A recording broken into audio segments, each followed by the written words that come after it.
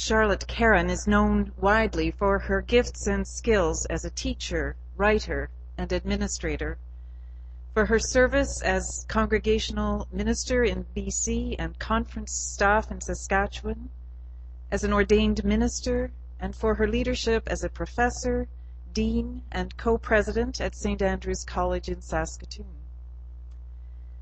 To the CCS community, however, we know her as a diaconal minister, a wise elder, and a friend in every way of the Center for Christian Studies. I asked for the privilege of making this citation because Charlotte had such a significant influence on my decision to accept the position of principal of the Center for Christian Studies, more than she knows. Almost a year ago, next month, I flew from Toronto to Winnipeg for 2 days of interviewing, feeling quite ambivalent about taking on the Center for Christian Studies and uprooting myself from home and family so close to reaching retirement.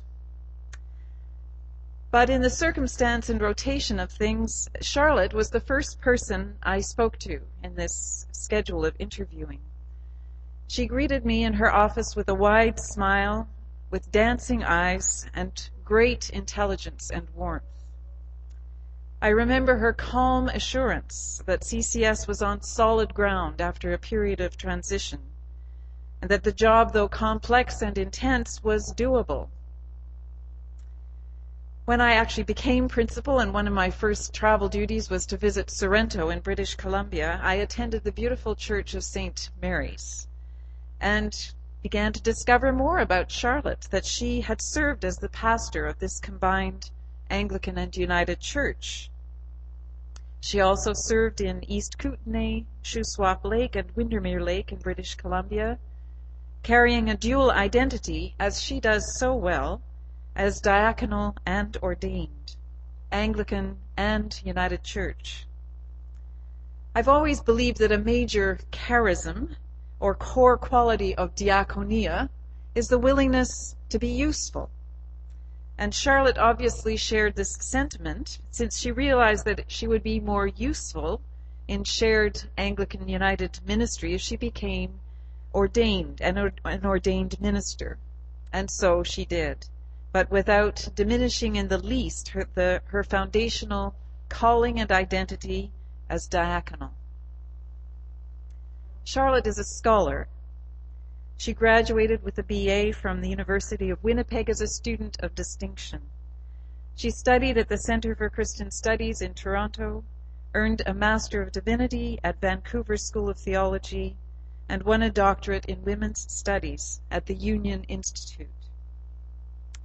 She has written and taught with distinction, earning the Laura Jameson Prize for a nonfiction book advancing understanding of women's experience, with the imaginative title of Not All Violins: Spiritual Resources for Women with Disabilities and Chronic Illnesses.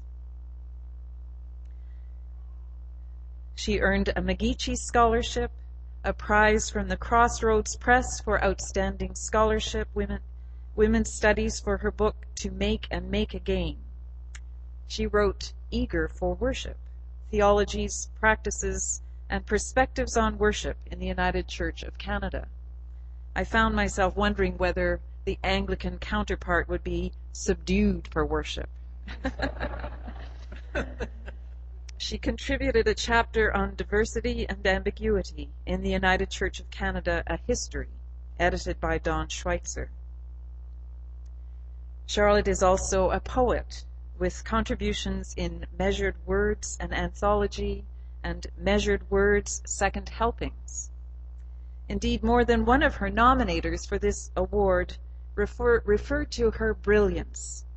It's a good description, denoting not only her excellence as a scholar, researcher, and teacher, and writer, but also the shining way she has of sharing her knowledge, lyrically, imaginatively, invitingly. It truly sparkles. Charlotte took the Lydia Grucci Chair at St. Andrew's College, Saskatoon, where she influenced a generation of students with her clear and principled feminist perspective. She is a skilled administrator. She served at St. Andrew's College as co-president, modeling shared leadership. One of her nominators said, as a public administrator, Charlotte contributed steady wisdom, and all of us benefited. But above all, Charlotte is a friend of the Center for Christian Studies. Another of her nominators said that there are only two things she hasn't done for CCS: serving as co-chair or as treasurer. I was astonished when I learned that she had carried the role of acting principal without salary over a period of months during the principal's sick leave at that time, and while things got sorted out for her appointment as acting principal with pay, I will assure you. When CCS needed someone at the helm, quote, she was asked and she said yes, and her leadership brought stability in a great time of transition, unquote. It sounds almost biblical, doesn't it? Especially as the church remembers today Mary of Nazareth, who also said yes, without fully knowing what she was getting in for. While in the role of acting principal, she wasn't just a caretaker, but put enormous energy into straightening things out and wrestling difficult, sometimes tedious tasks to the ground. She inspired hard work because she gave it herself, but carefully set boundaries that did not exceed the 3 days for which she was contracted. She was not a martyr, but she had qualities like one I would like to mention. The church calendar also remembers Oscar Romero, whose feast day was yesterday, March the 24th. Among other things, he was a church leader and administrator who grew into much more and became a courageous witness of the values of God's reign in a time and place of oppression and violence. Charlotte has also been a church leader and administrator who has witnessed courageously to the values of God's reign. She has acted with integrity and asked the hard questions, paying heed to the values stated of the Center for Christian Studies, of education, theology, and justice. She has exemplified what we say we're about. We often speak of the values of justice and inclusivity, yet putting these into practice is more than just an act of good intention. Including others calls for respect, patience, and an ability to be generous towards those whose opinions and perspectives may not be our own. This is the kind of witness our world needs, and the kind that Charlotte has given. I'd like to end with the words of one of her nominators who can't be with us today, Barbara James. In the midst of institutional chaos and crisis, Charlotte offered calm and steady hope, freely, capably, consistently. Her understanding of organizational structures and workings, coupled with her strength as a theological educator and pastor, offered the center's staff and communities ways through difficult water, ways that are gracious, justice-loving, hospitable, and wise. Her ministry in congregations, in teaching, in writing, in academia, in organizational transformation, brings honor to the center from which she graduated, and brings honor to the center in its renewed life here in Winnipeg. Congratulations, Charlotte. It gives me great honor to recognize you as a companion of the Center for Christian Studies.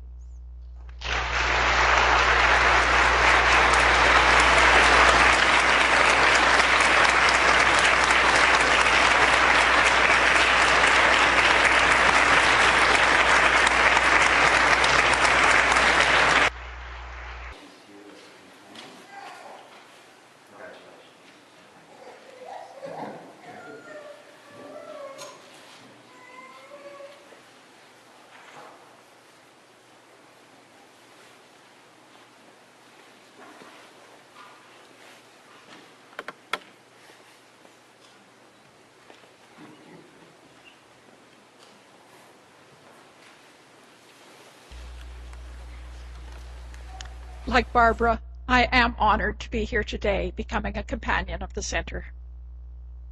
What does it mean to be a companion? As with most things in life, I think it's a two-sided coin. For me, it's a mix of gratitude and commitment. Gratitude. There is pleasure in being honored as someone of value to the Center for Christian Studies. I have given a lot of time and energy to the Center over the past number of years, and I appreciate having that respected in this and many other ways. I am thankful for friendships, for companionship with the CCS staff, with the volunteers that I have worked with over the years, and for the many personal friends who are here today for this celebration. I'm also grateful for my own education at the Center for Christian Studies. 40 years ago, I graduated. My education at the Center taught me how to do analysis of systems, how to teach, and how to be a leader. It sowed the seeds that led to my vocation as a teacher, as a writer in theology, and as a feminist. Commitment. To be a companion means to be in relationship. And so, in accepting this honor, I am also obligated to continue to be in relationship with the Center for Christian Studies. As one who is a friend, a donor, and as one who prays for the students, the staff, and the work of the Center for Christian Studies. To be a companion also means committing to the goals of the Center, whose mission statement says, "The mission of the Center for Christian Studies is to educate women and men for ministry that will transform the church and the world toward wholeness, justice, and compassion." And so to be a companion is to continue in the quest for transformation of the church and the world towards wholeness, justice, and compassion. With friends and companions, this is my hope. Gratitude and commitment. Companionship. May we all be companions as we continue in the work of transformation towards wholeness, justice, and compassion.